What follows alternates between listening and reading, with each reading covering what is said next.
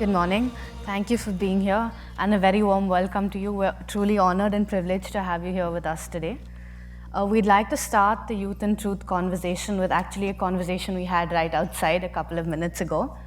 And that would be that in the past couple of years, we've seen that change is coming in multiple forms, be it in education, be it in the job opportunities, be it in culture. Earlier, it would take about 20 to 30 years for us to realize and see this change, but today it's happening at a much faster rate. How would you suggest, or how do you think we as the youth should adapt to change like this and be prepared for it?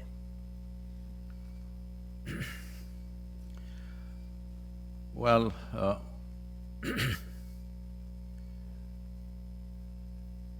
I know I'm in a university.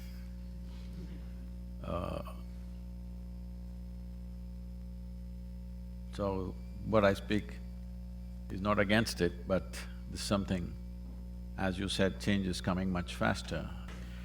So particularly educational institutions, whether it's school or college or universities, because largely till now, education has been a way of constructing a mindset. Depending upon where you study, everybody develops a certain kind of mindset. A set mind is a disaster. Maybe it is set for a particular purpose and it may serve that purpose. As you said, people are thinking education means employment. Education is not about employment. Employment is about survival. Education is about enhancement of the human being. A time is coming where this will shift in the direction I'm speaking very shortly probably, depending upon the speed of technological evolution. The speed of change in education has to happen. Well, all of you everywhere these days are talking about machine learning or artificial intelligence. I must tell you, my first experience of knowing that machines can do something like this. I was 13 years of age. It's not like today's 13-year-old who's got already discarded three different, models of cell phone or iPad and things like that. At the age of 13, for the first time, I saw a flatbed calculator, okay? Those days, there were only two companies making it, at least they were the only two available in India, was Sony and Panasonic. Sony considered very expensive because it was 125 rupees, that means $1.9. Panasonic, you could bargain it down to 90 rupees. So everybody bought Panasonic. So somebody brought this to school and they just did tuk into tuk. I said, immediately my first thought was, why the hell are they torturing me in the math class? Here there's a solution. And immediately my mind went into, why don't they have a machine like this for science and physics and chemistry and history and all the nonsense that they're torturing me with every day? After nearly 50 years or more, now that dream is becoming real. In the next 10 years, children can see there is a machine which knows more history, more physics, more chemistry than your professors and teachers. This is a great time because till now, in the name of education, we've been deceiving ourselves and everybody that memory is intelligence. This is not just in the university, it's gone in the name of religion, it's gone in the name of scholarship, it's gone in the name of various things. Essentially, all this means is, somebody got to read a book a few years ahead of you and suddenly he is a superhuman being. This will die soon and I'm very glad, because now human intelligence will become valuable. Now human consciousness will become very valuable. How you are becomes more valuable than what you stacked up in your head. Because a small chip will know more than… your phone can do 10 PhDs a day. Yes, because that much can be stored. So we are mistaking memory to be knowing or intelligence. So time is coming where human intelligence will be of greatest significance, not memory. So education has to transform itself in this direction. So what this means is, we are moving from mindsets to consciousness. Consciousness means it's not a fixed thing. It is not just flexible, it has no shape and form. That's where human beings need to go. Educational institutions should take that step first, because for probably last 300 years we've been busy manufacturing mindsets. For example, because we're talking about India here, I think in India, still largely the education was designed by Her Majesty's service, more East India Company, I would say. This education was designed in such a way where the cornerstone of education is obedience, not intelligence. I want you to get this straight. Obedience is the cornerstone of education process. If obedience is the cornerstone of education, this is a recipe for slavery. This is the trick of an occupying force. But we're still continuing that form of education for variety of reasons, whatever reasons. So, the change is compulsory. Change is not an option. Those who don't change will fall on the wayside. Will we allow change to happen in a haphazard way, torturing people, leaving a lot of people out of it? Or will we do it in a planned, focused way and we execute change? Will we execute change by design or by default? This is a big question in front of us. I hope as a generation of people we have the sense to execute change by design, not by default. Thank you. I'm sorry, did I say something wrong? So I tend to follow on the same thing that you mentioned, that the education system needs to be changed to adapt, in a sense that… Why are you copying a question? I'm not, it's not, it's… I'm taking reference though, but I take a note. So on the same note that education system needs to be changed, it's more to say that learning and adapting, it's anyone's life's integral part. You need to adapt with how it's happening surround you. Also, Charlie Munger said that human being needs to be a lifelong learning machine. You need to learn every day, every set of your way. But you have mentioned that people or human… Can I disagree with that learning business? You can, you can. That's the view, it's more capitalistic view that you need to keep on learning and adapting what you surround with. See, because your learning is establishing a mindset, now you struggle to adapt. I am not interested in learning. I don't want people to learn. I want people to become in such a way that they're perceptive, that they can see things as they are. Not because of their learning, simply because human faculty has the capacity to absorb a situation as it is if you don't have a fixed mindset. If you see things as they are, according to your intelligence and competence, you will respond. Why should you adapt? You just need to respond.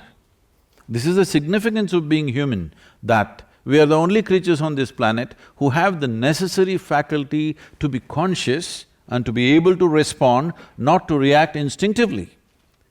So this whole process is an ancient mindset of we have to learn so much, what we have learned becomes irrelevant after 50 years, so we have to relearn and adapt. But that, as she said, is going to happen every 2.5 years now. What used to happen once in 50 years is going to happen every 2 to 3 years now. So when it happens every 2-3 years, you establish a mindset, you learn something, you establish a mindset, then you try to adapt to the next thing, you'll go crazy by the time you're 50. But if you keep your intelligence uncluttered and perceptive, you will know how to respond. Okay.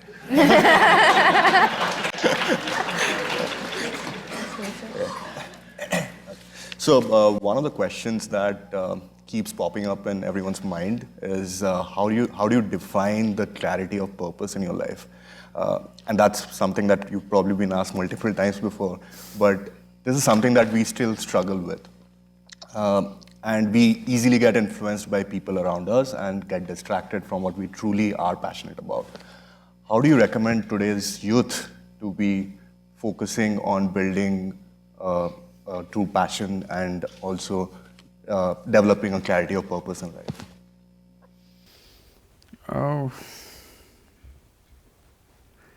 See, this idea that a human being has a purpose to his existence is a very tyrannical idea. The moment you have a strong sense of purpose, you are a natural tyrant.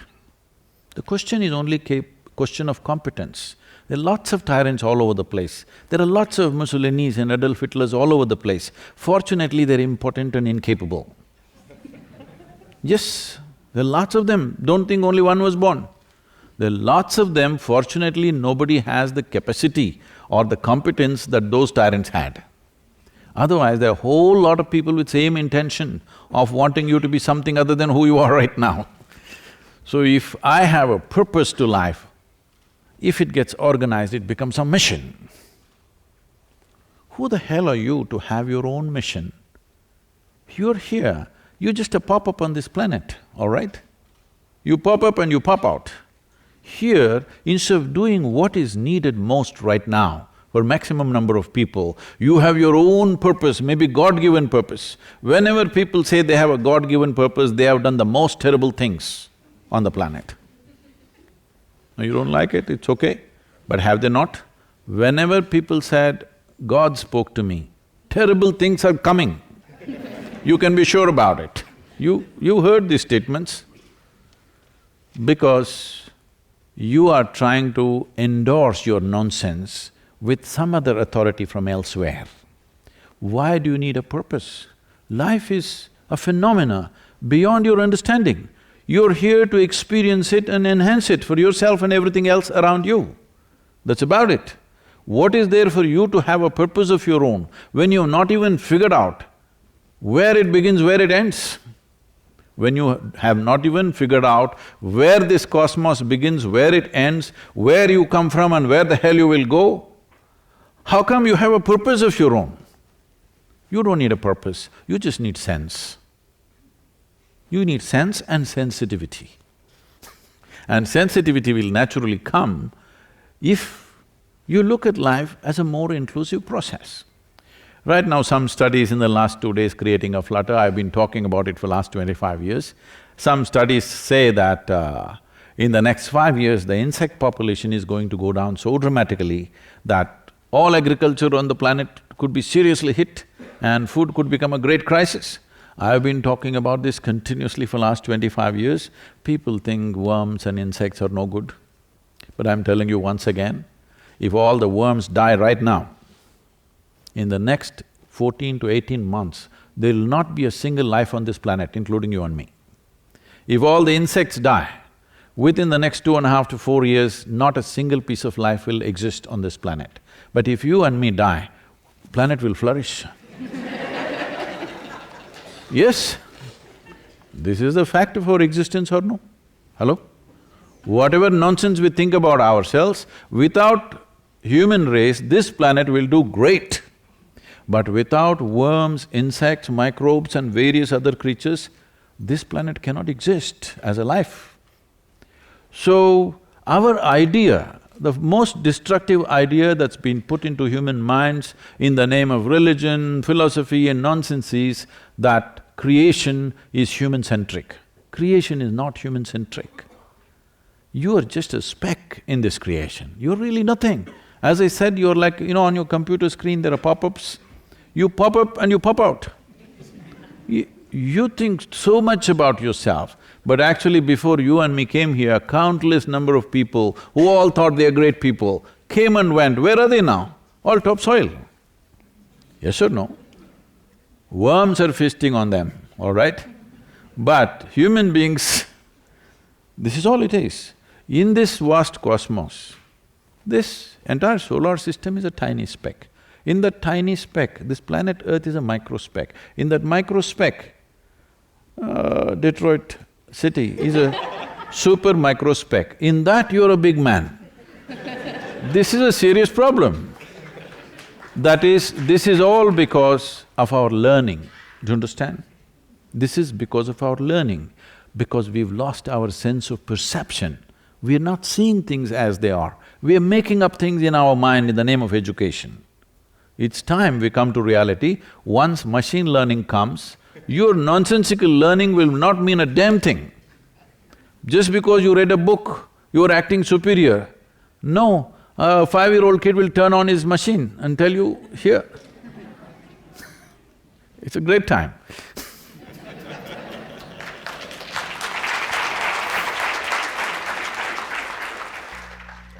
So our next question is more to do with as we graduate from school and leave university and go into the corporate world, a lot of people follow their passion and take an unconventional What do you path. mean, they get married, is it?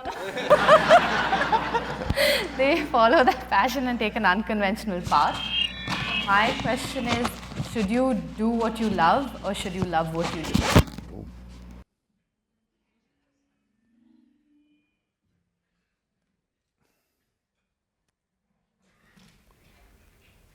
You should not love anything. The important thing is you're just loving, all right? If you're right now loving, if you see the flower, you will handle it lovingly. If you see a man, woman or a child, you will behave lovingly. If you see a dog or a cat or even an insect, you will behave lovingly. Or if nobody is here, you will just look at everything lovingly. This is what is important for a human being. I love something is a vested interest in the world. They've caused immense damage in so many different ways. Well, out of this, many products fall out which I don't want to go into the detail now, but the simple thing is just this. See, follow my passion, I know it's become a very, what to say, in thing to say everywhere, I follow my passion. Your passion is destructive. I'm telling you, the important thing is, once you are enabled by education especially, if you feel education has been an empowerment in your life, you must look around, peel your eyes without any prejudice and see what is most needed and do that damn thing. If all this comes because you're trying to extract some sense of joy and satisfaction from the world, you have not understood that human experience essentially comes from within, whether joy or misery, peace or turmoil, agony or ecstasy, no matter what it is, human experience comes from within you. Is that so? Hello? Hello? It looks like I'm asking for a higher opinion. Human experience, no matter what, madness or frustration or love or joy, everything comes from within you, isn't it? You're trying to create an inner experience by managing the world. This is why all the disasters are happening. Why human beings are so insensitive to everything, why they're going about on a rampage. We call this development, we call this economy, we are on a rampage, all right? Why we are like this is, we are trying to extract an inner experience from an external manipulation. No, this is the first thing you must settle before you step out of this university. You must settle this one thing, that your experience of life is created by you. Now naturally you will see what is the best thing I can do in the world, and that's what you should do, what is most needed right now. If you are an empowered human being, so much investment has been made on you in the name of school, university, education, all this stuff. When so much has been invested on you, you must see what is most needed right now. And of course, whether you have competence to do that specific activity or something else, that judgment is always there. But not the question of what… My passion means, I like to do this, I don't care whether it's needed or not, I just like to do this. This is a vested interest, isn't it? So just to follow up on that. So as you said, the summary… But if it's a local girl, it's okay, you can do that passion. No, the summary of that will be that we choose to learn those things that we think value in it, not those that transform them, correct? So how do you suggest that one can expand his or her horizon to see beyond that what's her or his logic tells to do it and not to do it, basically. See, of course, human beings will act according to their individual intelligence. That is a given, isn't it? You cannot do the same things that I do, or I cannot do the same things that you do. This is the nature of life, this is the nature of human intelligence. But why is it that we are seeing the same situation differently? Is probably because we have evolved different types of mindsets. But if you don't have a set mind, that is, your brain is not a concrete block, it is willing to take any form that's needed, then I believe if we look at this situation, both of us will see it as it is. If we see this situation, whatever the situation, as it is, we'll be seeing it the same way, isn't it? If you hold your opinion above your perception, then you will see it differently. If I hold my learning and my mindset above my perception of things or the reality of what is there, then I will see it differently. Then of course, we will fight. But that is what I'm saying. Why are you approaching with a set mind? You are approaching with a set mind because you are giving too much significance to the information that you have gathered. Information is not intelligence. It is human intelligence that is needed to transform situations. Information, what is very valuable today, tomorrow it may be trash, isn't it? Because you're talking about change. When situations change, the information that you have, which you thought is very valuable, becomes trash or no? So, following up on that question, so in working towards our ambitions, we sometimes forget to enjoy the present, experience life as it is, and we strive towards making the beautiful future. Now, how do you recommend that we think about balancing the two, that is, enjoying the present versus working towards the future?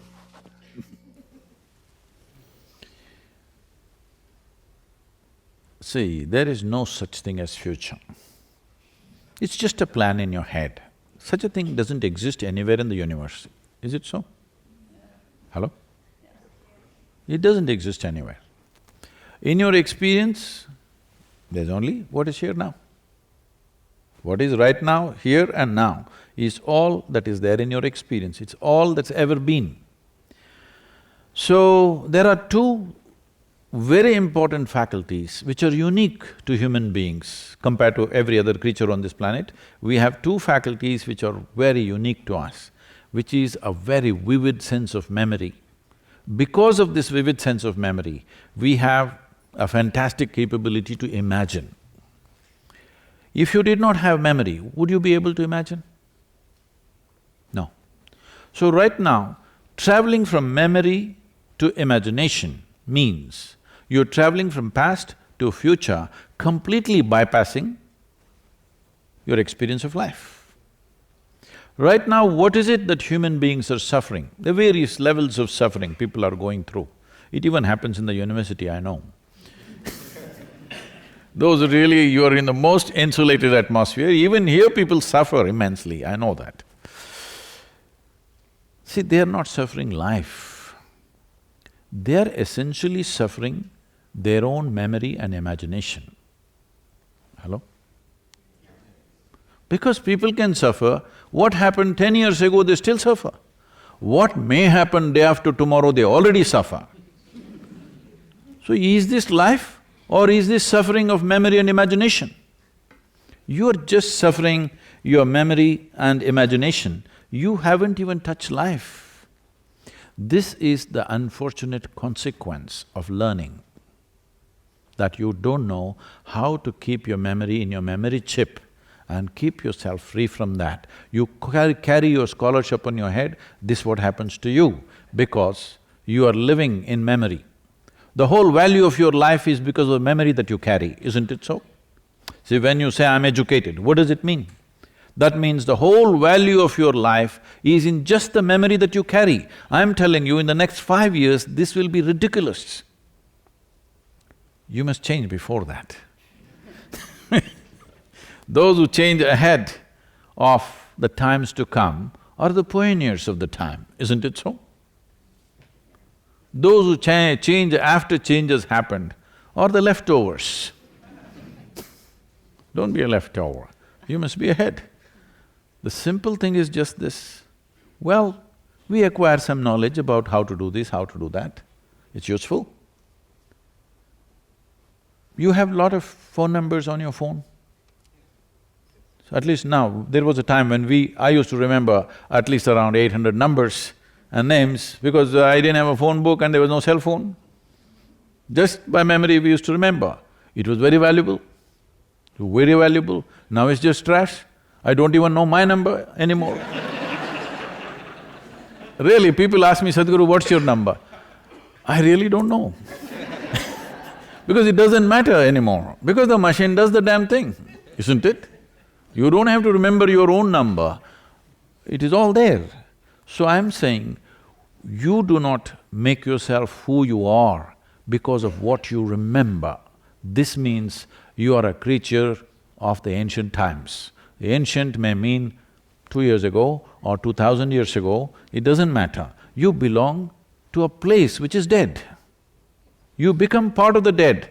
Now future imagination and your expectations means you are trying to raise the dead. Don't try that. Shall I? You okay for a joke or? Yeah. They are becoming very serious, that's what I'm afraid. The first consequence of scholarship is you become serious, not just serious, dead serious. This happened, an old couple were watching an evangelical program on the television. The preacher was going full on and he was promising he's going to heal them and all that stuff. So over the television he's going to heal them. He said, place your hands wherever you have problem in your body, I will heal right now. So the lady put her hand on her throat and sat, because she had a thyroid issue. The man looked at her and then put his hands upon his groin and sat. She looked at him and said, John, he only said he will heal the sick, he did not say he will raise the dead.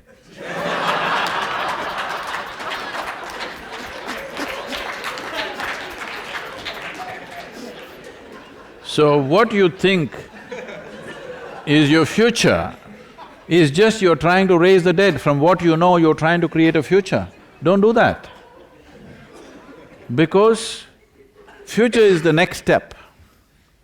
The next step is available to you only if you take this step properly, isn't it so? Hello? Yeah. Do one thing, you skip this breath and take the next breath, let me see. Try and see what'll happen to you. This will be the last breath you will take, isn't it? How can you take the next step without taking this step properly? It is the entertainment of the vain to go on thinking what kind of future, what kind of future. No, how well you conduct the present, future is a consequence.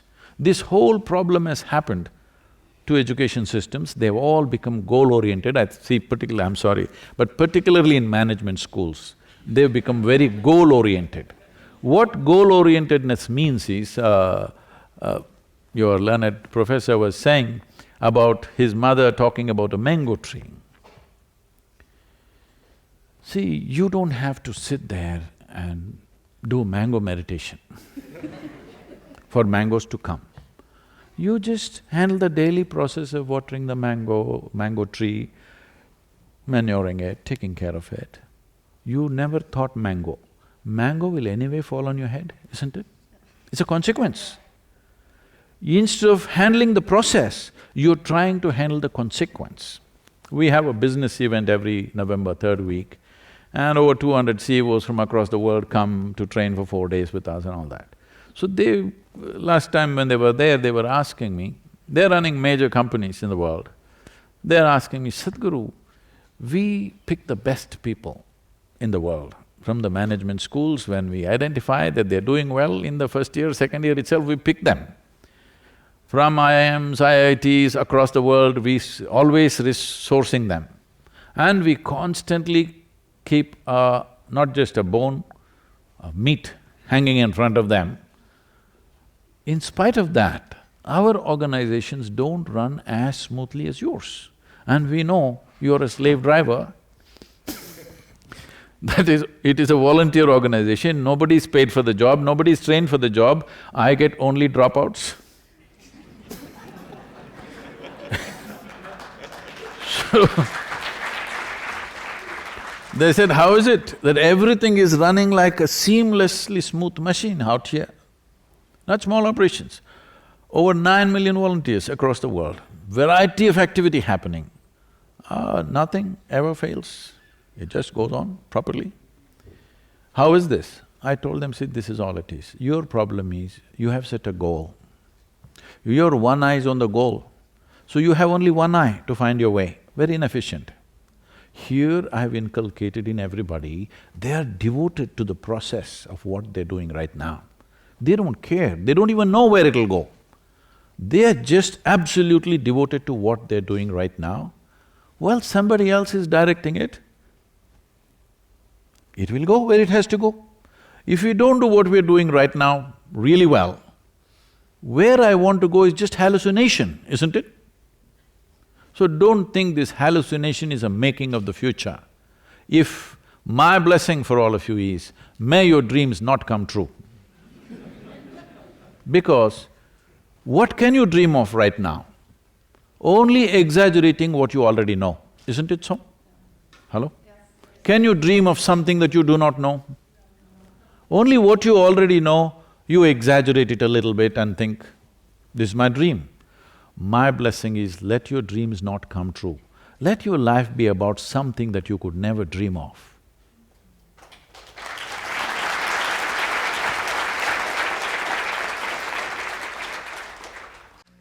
So in speaking of this, how does one truly find their values and then eventually stick by their values, or should they even be sticking by those values that they find throughout their life? Values meaning? It could be anything. It's things that you believe to be true. It could be guiding forces. It could be any of those. Morals. Could be. See, for me, my existence… I'm sorry, it looks like I'm contradicting everything. No, that's fine.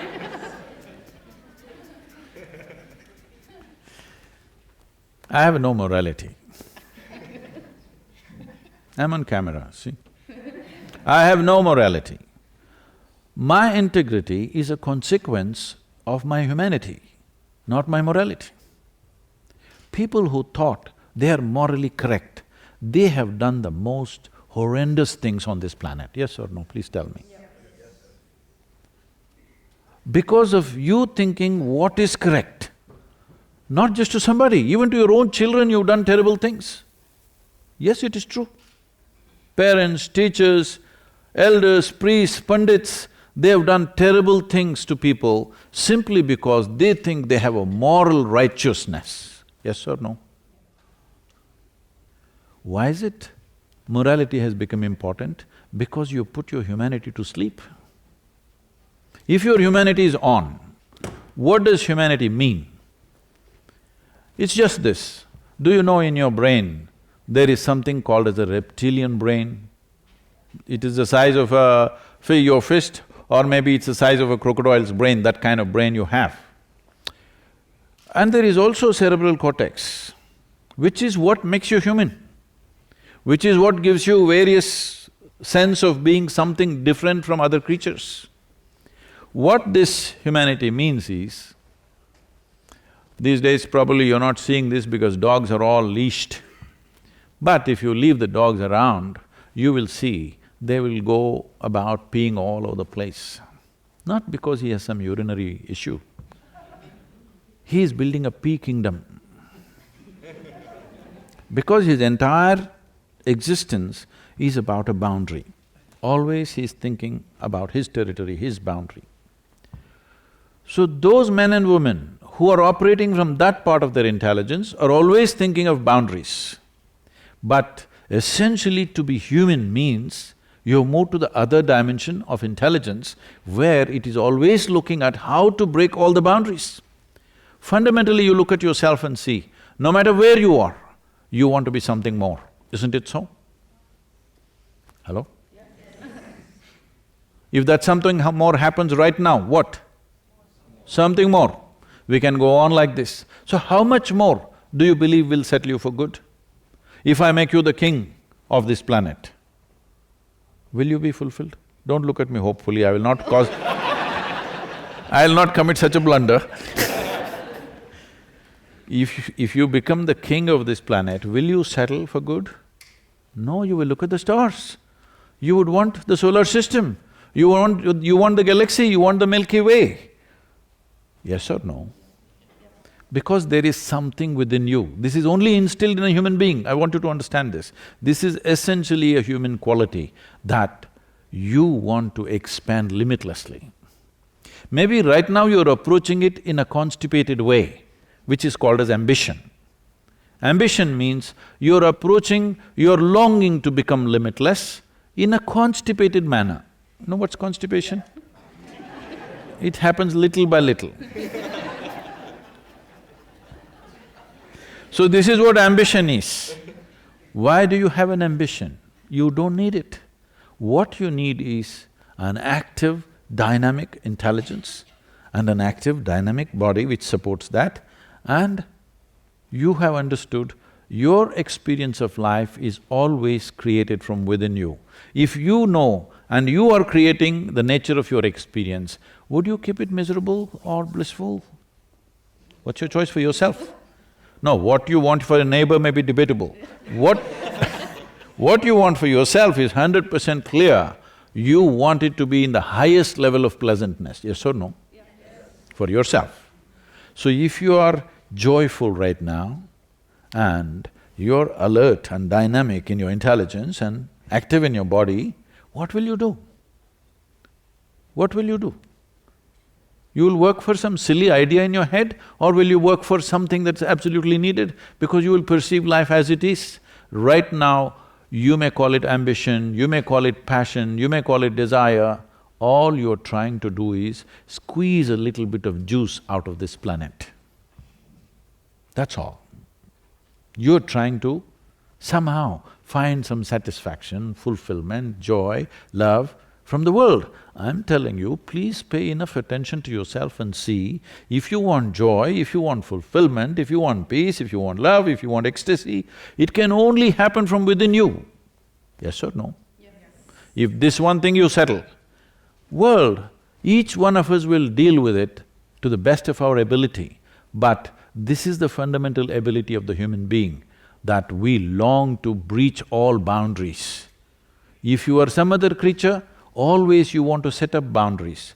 If you sit here and if you have no sense of boundary, of this is my friend, this is my enemy, this is a stranger, this is an unknown person, this is my family, if you do not have such things, if you looked at everybody in an inclusive way, because your boundary is not here, it's limitless or no boundary, if you looked at these people and acted according to your intelligence, would you do something wonderful? Hello? This is your humanity. Your humanity cannot be caged. Your animal nature can be caged. We have evolved over 1,000,000 years, but evolution still is by choice. You can either take a backward step or a forward step. If you take a forward step in your evolution right now, that you understand, what this is longing for is to become limitless, not to become rich, not to become powerful, not to own something or something. You want to be limitless because these are the boundaries. So do you want to enhance it in increments? Do you want to go in installments towards the infinite expansion that naturally this life is seeking? You think in installments you can get to infinity? You think it's possible? No. So, how do we do it? At least you must look at it. I don't want to go into that aspect right now, but at least you must look at it, because if you fulfill your ambition, your life will not be fulfilled. Only because you take a lifetime to fulfill it, it is so. Whatever your ambition is, suppose by today evening I will manifest it for you, will you live with total fulfillment for the rest of your life? What you want in next 50 years, I will have it done for you by today evening. Will you live joyfully, peacefully, absolute fulfillment, will you do it for me? No. So it's not going to work anyway. So only thing is, only if you fail it works. It's a wrong way to wire yourself. Only if a simple thing that you want takes 50 years to get there, then it works. But if it happens tomorrow morning, it'll be a disaster, isn't it? So now you're talking about change at a rapid pace. So what your ambition is, if it looks silly tomorrow morning, what do? You already invested in that direction, you can't change. So it's best you don't have an ambition, you don't have a passion for anything, but you're capable of doing everything passionately. Whatever is needed, you're capable of doing it joyfully and passionately. That's what makes a human being who he or she is. So Sadhguru, let's take on that.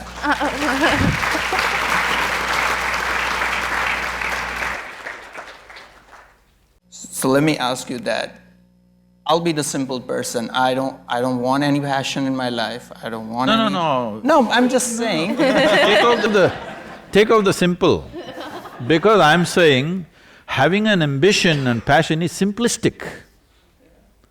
I am not talking about you becoming a simple person. In fact, you become a limitless human being because you have not fixed anything for yourself. If you are joyful… Have you noticed this by yourself? On a certain day, when you're very happy, are you willing to do more things? Or on a certain day, when you're a little depressed, are you willing to do more things? Please tell me. So, lot of idiots on the planet are going about spreading, oh, if I am happy right here, I will not do anything. Well, your experience clearly tells you only when you're happy, you're willing to do whatever is needed, isn't it? You're willing to bend backwards, even to reach out to somebody on the street. But when you're a little miserable, you are nasty to everything around you, not willing to do anything, you would like to just lie down and sleep, isn't it so? So where does this thing come from, that if I am joyful and I'm in a very dynamic state of intelligence and physicality, that I will become a simple person? No. The question has to be asked that, okay, I don't have to have passion at this moment or any ambition. I just want to live my life at my fullest. Full-on happiness, joyful, and I just want to live at the fullest of my potential. How can I do it? What's the step will be? You're getting to the point. See, most fundamental thing that needs to change in our understanding of this is, when you say full-on experience of life, first thing is to understand that experience of life, no matter what is the experience, of pleasantness or unpleasantness or agony or ecstasy, only happens from within us, isn't it? Yeah.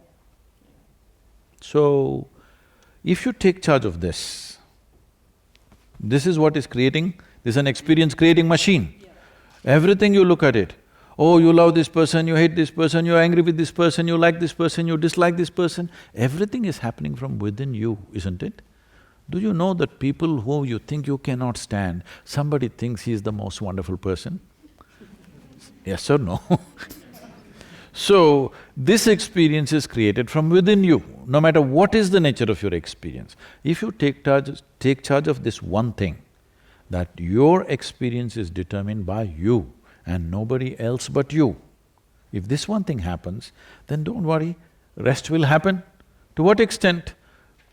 To the fullest extent possible that our intelligence, our capability and the times in which we exist, this is very important. People think they are doing everything by themselves. No, the times in which we exist is important. Depending upon… the time should allow us, right? Suppose you came here 1,000 years ago and you talk about artificial intelligence, they would bury you. Yes or no? So, it is the times.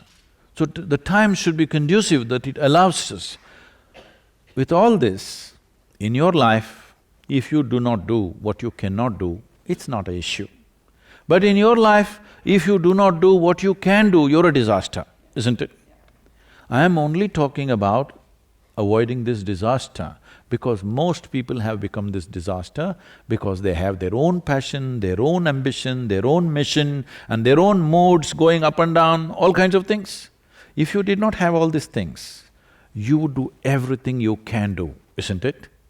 In your life, this much must happen. Everything that you can do must happen. What you cannot do anyway doesn't happen, what to do?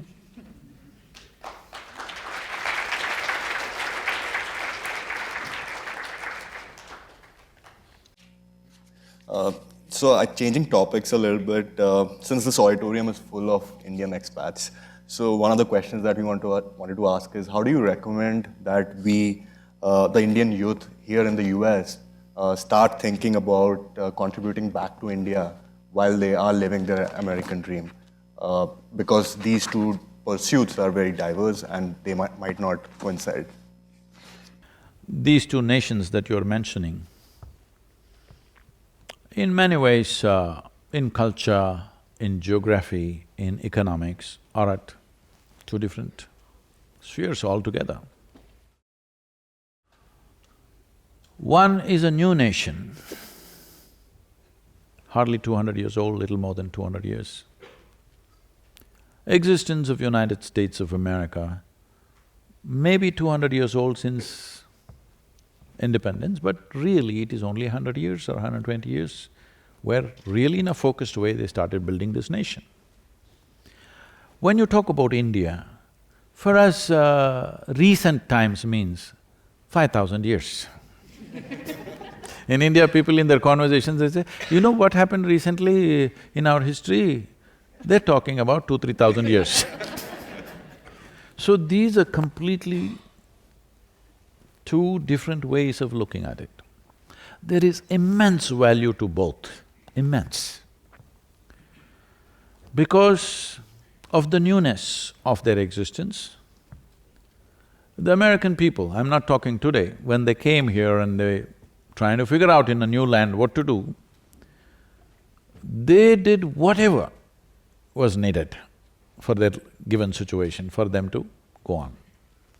Where individual aspiration was the main thing. Nobody thought of a nation when they came here. They were only thinking of their own ranch or whatever they call it, a piece of land.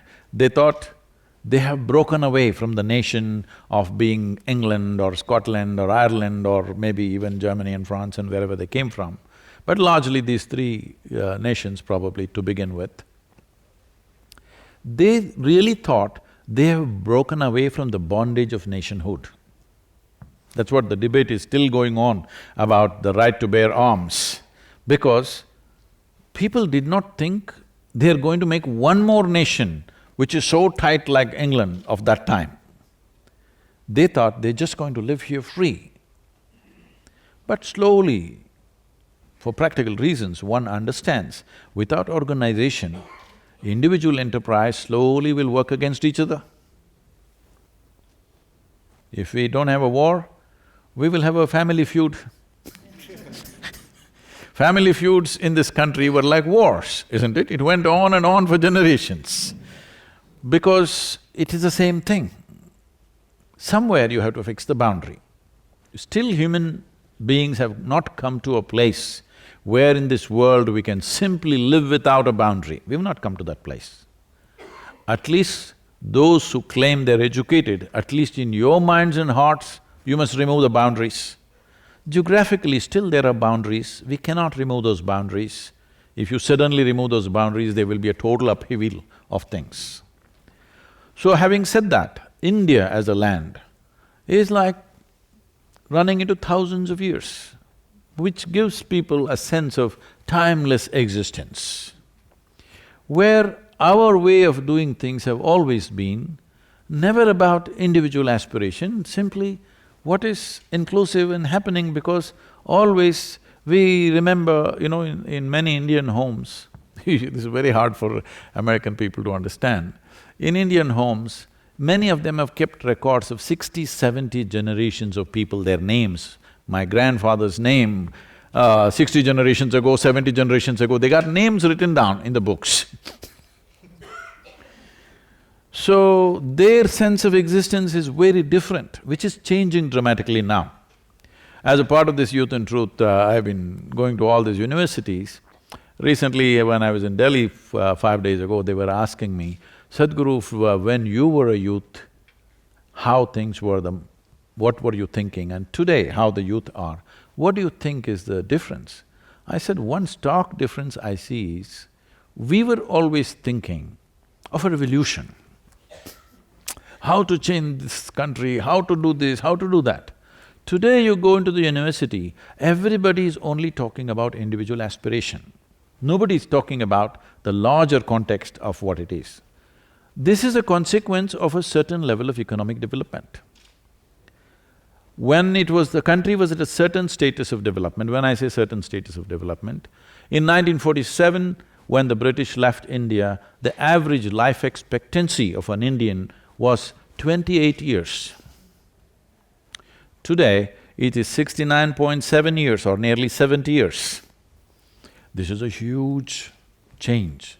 When average life expectancy was 28 years, naturally, we were thinking revolution, how to change this. Something needs to happen dramatic, otherwise it's not going to change. But today, the present youth are thinking of individual aspiration. So people look at this as, oh, is this not a bad thing? I said, no, it's a very good thing. Because if all individuals in a country are doing well, the damn country is doing well, isn't it? Hello? So, these are two different approaches. What America thought of individual enterprise and, individual aspiration, probably in 50s and 60s, post-World War II, now India is beginning to think in early 21st century. This is a natural consequence. This is one thing. This is one thing which will be troublesome for nations which develop in a big way without individual aspirations being accommodated. So nations which developed rapidly, in a short span of time, using a stick.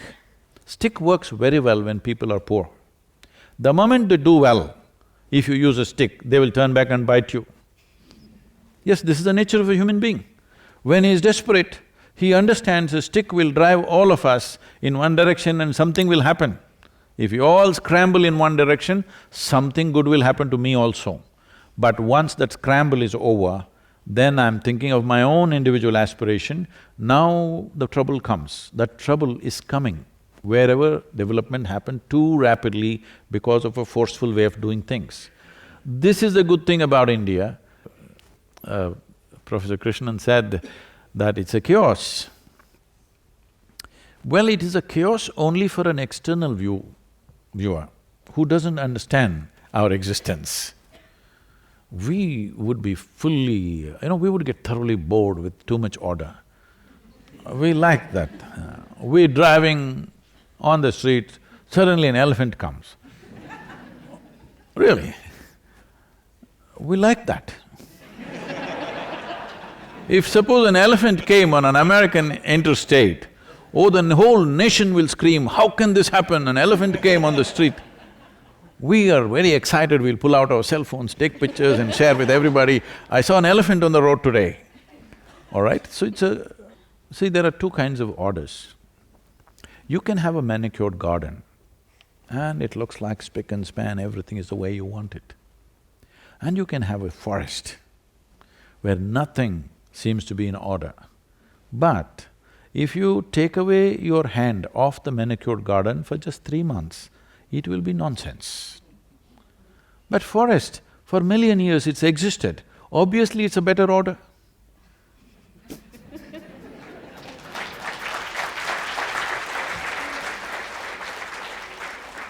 It is just that to live in the forest, you need different kinds of skills. Yes. Well, once in a way you get eaten by a tiger, but you travel all the way to Africa or India to see a lion or a tiger. So when you got eaten, you did not enjoy the wildlife, but you saw it for sure. Thank you. We'd now like to open it up to audience questions. So we have a couple of people with mics moving around. If you could just raise your hand and they will come right up to you.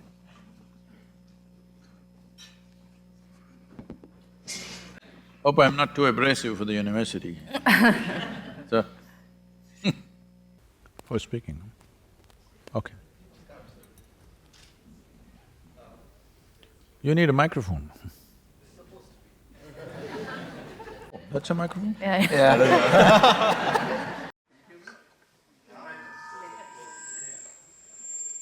It's a grand marketing idea, but not technologically not good to do that.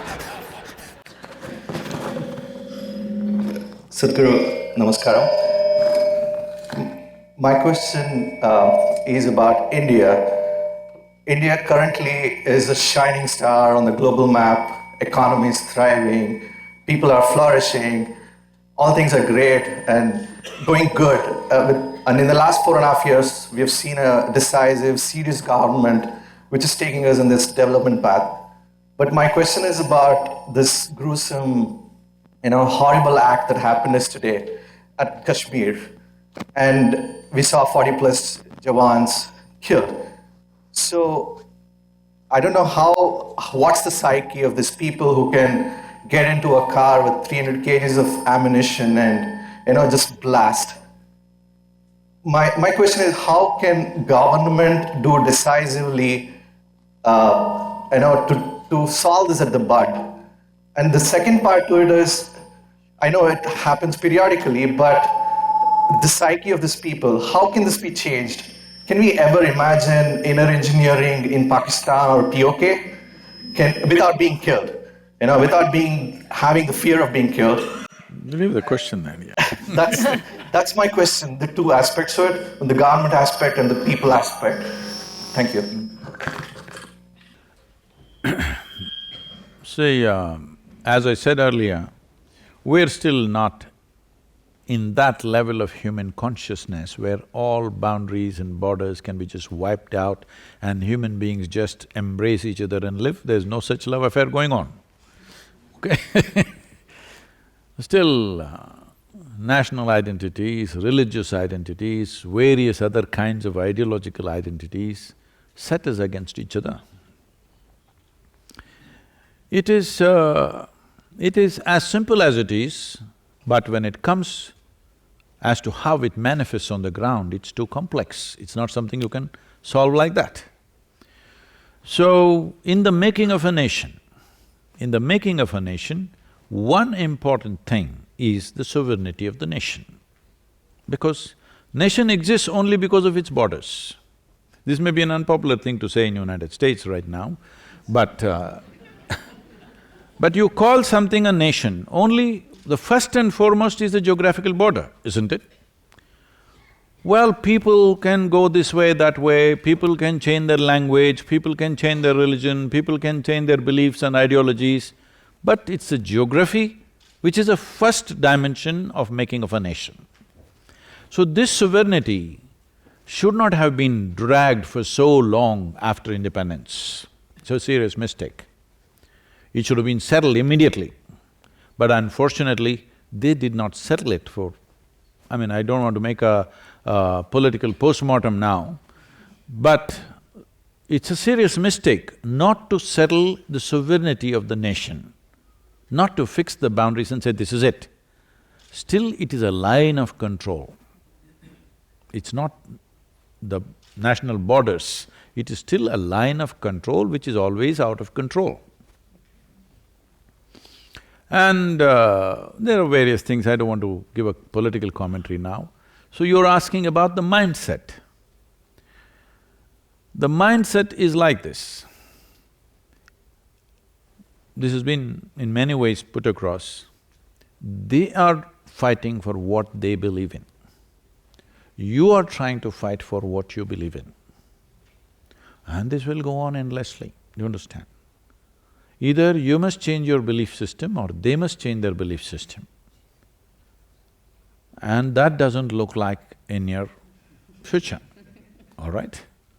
That doesn't look like that. But Either you must have the wisdom to end the enmity. You must kill the enmity. You must have that wisdom. If there is no room for that wisdom, unfortunately, it will naturally translate into killing the enemy. It will naturally go there. Whether you am I propounding this? No, it will naturally get there, whether you like it or you don't like it. So just because somebody lives across the border, do you want to kill them? Definitely not. But at the same time, do you want to protect what you see as this nation? This is an unfortunate dilemma of being human. If you were an animal, anybody crosses your boundary, enters your territory, you just kill him, all right? Hello? But this is the dilemma of being human. Somebody crosses your boundary, you may have to kill him, but you don't really want to kill him. This is the struggle of being human. This struggle must be there in a human being always. If this struggle goes away, you will become an animal. This struggle must exist within us, but still, acting decisively for the larger well-being of a nation has to happen. Why I'm talking about a nation is, for me, nation is not a political entity, nation is not my nationalism, I don't belong to that. For me, nation is the largest amount of population you can address right now. If you want to bring well-being, you cannot address the globe. Hello? You cannot address the whole globe just like that. It is not within your means to address the globe. The best thing you can address right now, the largest human entity you can address right now is nation. If you go down, maybe there are states, maybe there are religions, maybe there are castes and creeds and all kinds. Don't go there.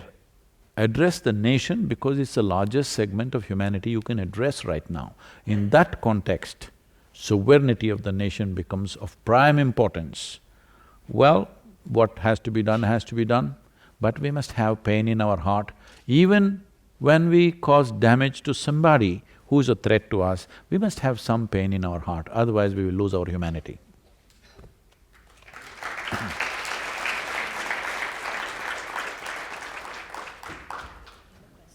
So I'm just saying, when retaliatory action happens, don't do this. We must… unfortunate, it must be done, but we must have some pain that we have to do these things. Vanakkam Sadhguru. Hi, I'm Rashmi, I'm from Chennai. Now, have practiced Shambhavi Mahamudra since I was 15. Thank you for it. And Who is serving you idli and sambar here, huh? my mom isn't here, I'm missing her. So, my question to you is, since I've come here, I had to explain my way of upbringing, my culture, or the way I do certain things. And you have said Adi Yogi is not light, he's darkness. But darkness is something this is associated with evil in certain cultures. I'm a dark person, so you're saying I'm evil? I understand what you're saying, but I'm not calling you evil. I understood what you said when you said Adi Yogi was darkness, he was not light. But when I'm explaining it to my friend or to anyone for whatsoever, how do I put it in a context that they understand? Because like you said, there are cultural differences. And how do I put it in a proper context? Is it okay for me, can I take the liberty of referring to you also as little bit dark like me? I would love that. Okay. So you're a dark girl, all right? Now that you're a dark girl, you make yourself so wonderful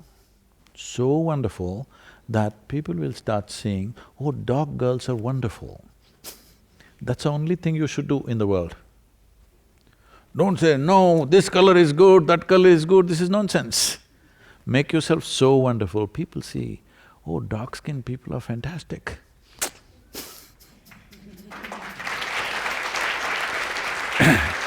If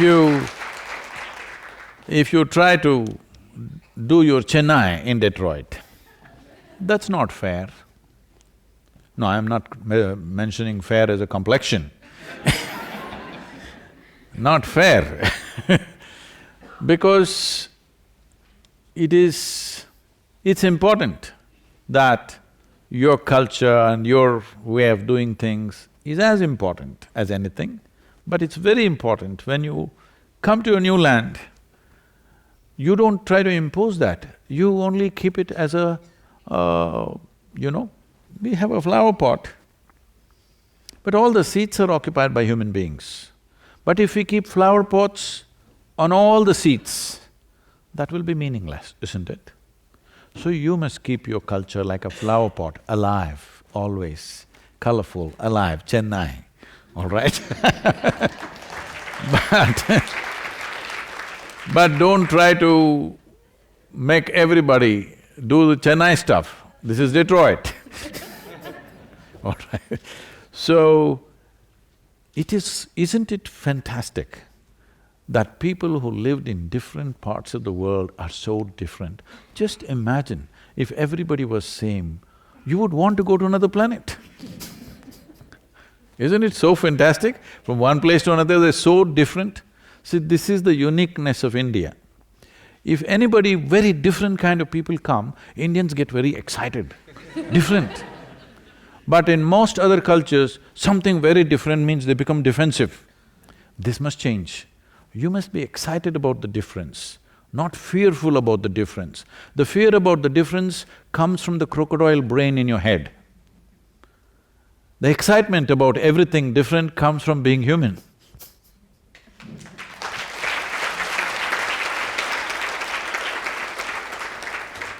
And about you trying to sell darkness. See, light has become very valuable simply because of the way our visual apparatus are made. Suppose you were an owl. No, I'm not saying that. Suppose, because in South India, being an owl is not considered wise, it's considered stupid, okay? So suppose you were an owl, your value would be darkness, isn't it so? Hello? Because that's how your visual apparatus are. Right now, what you know as light, let's differentiate between what is light and what you know as light. What you know as light can only happen if something is burning. Is that so? Coal is burning, petroleum is burning, nuclear energy is burning, or the sun is burning. Something has to burn, only then the kind of light that you understand through your visual apparatus can exist. Anything that burns will not burn forever, is that so? It has to get exhausted somewhere. If you set up a lamp or a candle here, it may burn for 2 hours. This bulb may have whatever 20,000 hours they're talking. You may have 100 years, the sun may have 100 billion years, but everything that burns will burn out sometime, isn't it so? So what doesn't burn is always cool and dark, you and me, huh?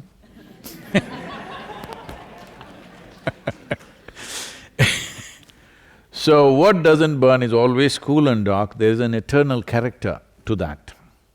So, out of this wisdom, we said in yoga, when we talk about the divine to a beginner, we refer to the divine as light, divine light. Once one advances in their experience of life, we refer to the divine as darkness. Because only darkness can be unlimited, borderless and infinite. Light, as you know it, can only happen in a momentary way. It flashes up and it goes down. So light, as you know it, is a very temporary and momentary happening in terms of existence.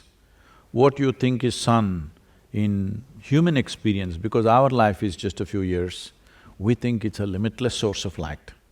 But in the nature of the existence, in the nature of this cosmos, sun is just a momentary happening. It just flashes up for a little bit of time and dies out. But the larger part of creation is largely dark, isn't it? Lightless, because it's eternal and always. So, it's good.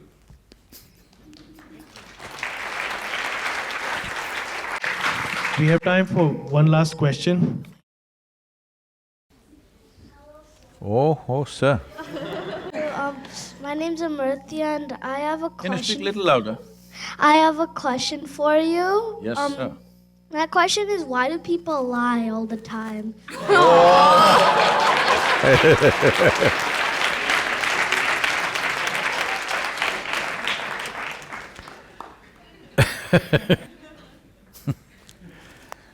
So, it's not that people lie all the time. You may be just in some bad company right now.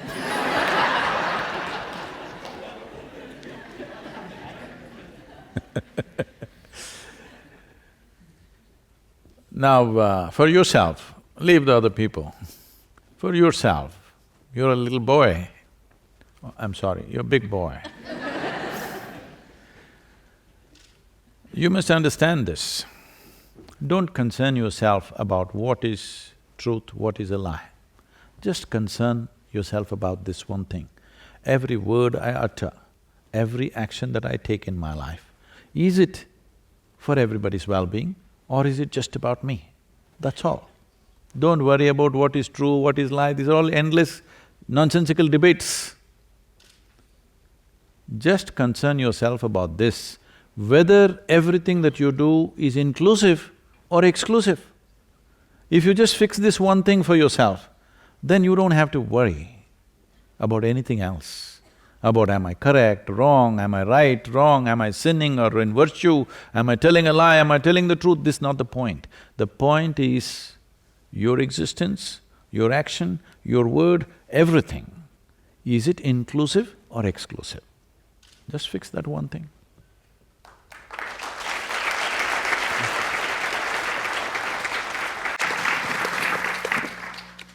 Thank you so much for taking the time out to be at the Michigan India Conference here with us. It was truly an honor to have you, and I'm sure all of us will leave with a different light and having thought about everything that you've said. Thank you very much. Thank you, Sadhguru, for such an engaging and inspiring conversation. Take care. Hey, man. Thank you.